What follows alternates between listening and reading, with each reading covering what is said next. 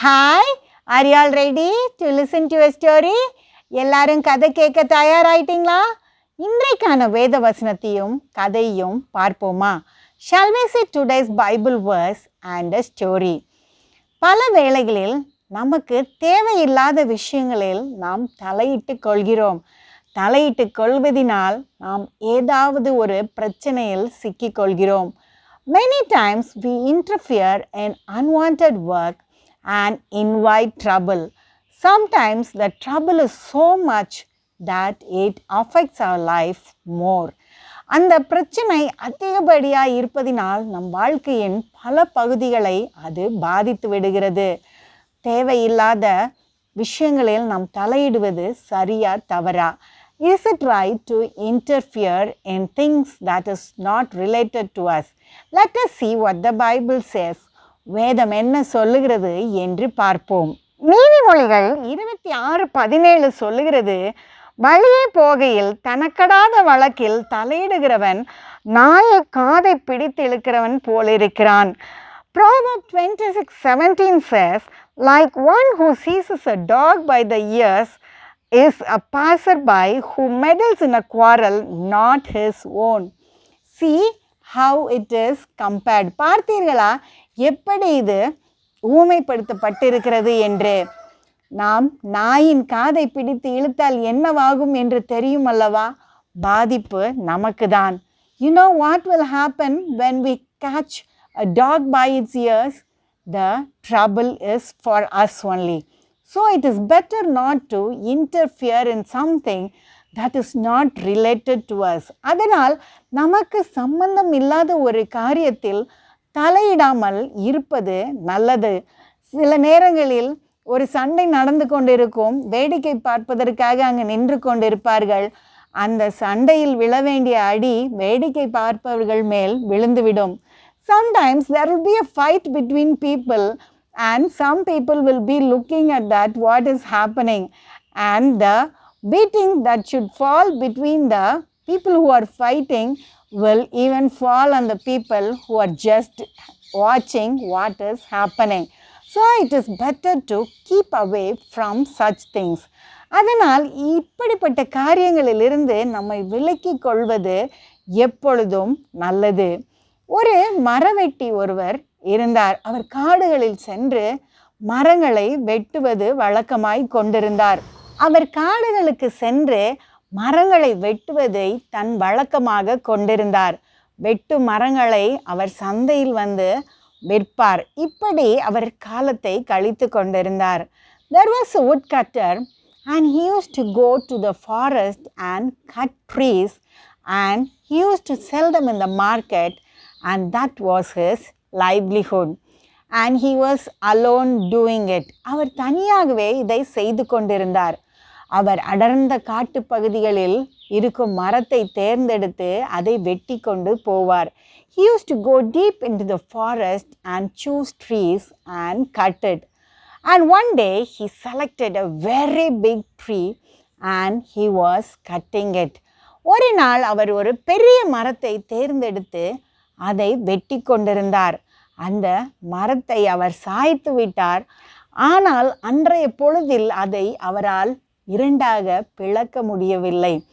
But that day he could not cut it into two. So he split it a little and kept a wedge in between and went home. அதனால் அதை லேசாக பிளந்துவிட்டு நடுவில் ஒரு ஆப்பை வைத்துவிட்டு அவர் சென்றிருந்தார். ஆப்பு என்பது ஒரு சிறு துண்டு, மரத்துண்டு. அதை நடுவில் வைத்துவிட்டால் அந்த மரம் சேர்ந்து கொள்ளாமல் இருக்கும், வெட்டிய பகுதி பிரிந்தே இருக்கும். A wedge is a small wooden piece that will be kept in between two pieces of wood that is cut. If they keep the wedge, the cut won't join again. It will be as it is. So he kept the wedge and went home. அவர் இந்த ஆப்பை வைத்துவிட்டு அவர் வீட்டுக்கு சென்று விட்டார். அவர் சென்ற பின்பு சில குரங்குகள் அவ்விடத்திற்கு வந்தது. அவர்கள் எப்பொழுதும் அந்த மரவெட்டி எப்படி மரத்தை வெட்டுவார் என்று பார்த்து கொண்டே இருக்கும் குரங்குகள். After the woodcutter left, some monkeys came to the spot And they were the monkeys who used to watch this woodcutter cutting trees. So they were pretending like the woodcutter to cut the tree and do other works that he used to do. அதனால் அந்த குரங்குகள் வந்து அந்த மரவெட்டி எப்படி மரத்தை வெட்டுவார், எப்படி மற்ற காரியங்களை செய்வார் என்பதை போல் நடித்து கொண்டிருந்தது. அப்பொழுது ஒரு குரங்கு அந்த மரத்தில் வைக்கப்பட்டிருந்த ஆப்பை கவனித்தது.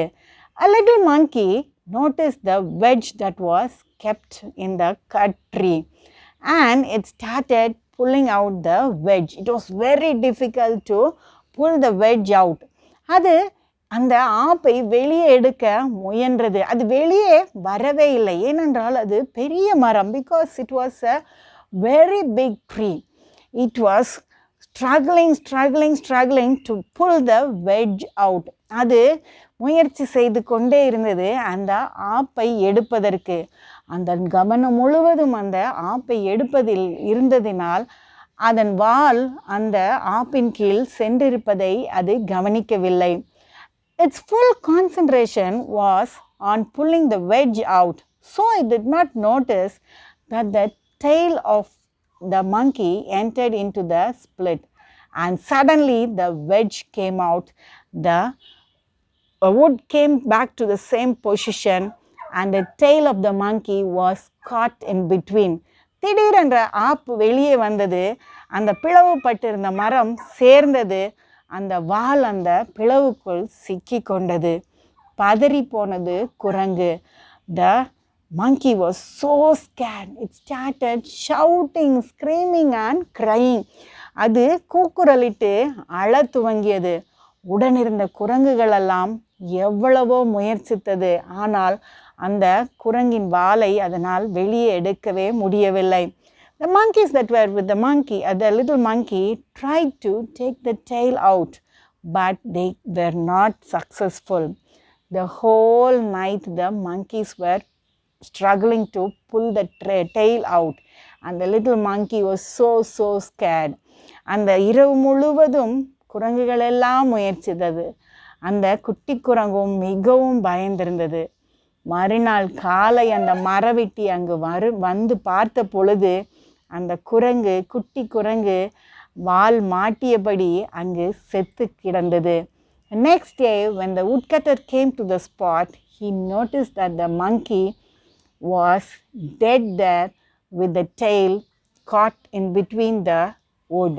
See, the monkey interfered in something that was not his business. So he lost his life. பார்த்தீர்களா, இந்த குரங்கு தனக்கு தேவையில்லாத ஒரு வேலையில் தலையிட்டு கொண்டது. அதனால் தன் உயிரை துளைத்தது. இப்படிதான் நாம் தேவையில்லாத காரியங்களில் தலையிட்டு கொள்ளாமல் கடவுள் நமக்கு கொடுத்திருக்கும் வேலையை சரிவன செய்ய வேண்டும். So we should not interfere in unwanted things, but do the work that God has given us. Let us meet in the next story. அடுத்த கதையில் சந்திப்போம்.